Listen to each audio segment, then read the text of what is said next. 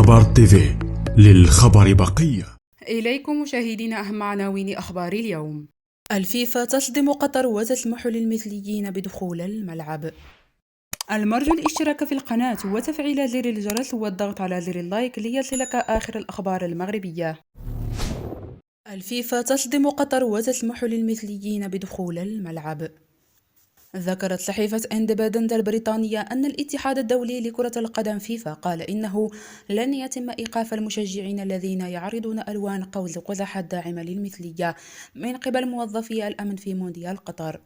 وبحسب ما قالت الصحيفة فقد أبلغ الفيفا اتحادات كرة القدم أن شعار حب واحد الملون بألوان قوس قزح الخاصة بالمثلية الجنسية لن يتم حظره في الملاعب خلال ما تبقى من مونديال قطر 2022، مشيرة أن الفيفا تلقى ضمانات من الحكومة القطرية بهذا الخصوص.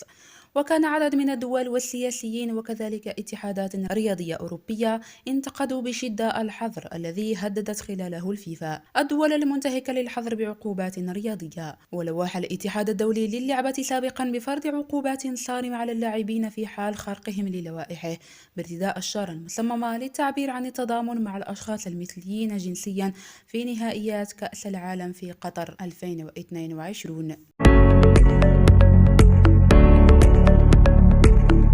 الخبر تيفي، للخبر بقية.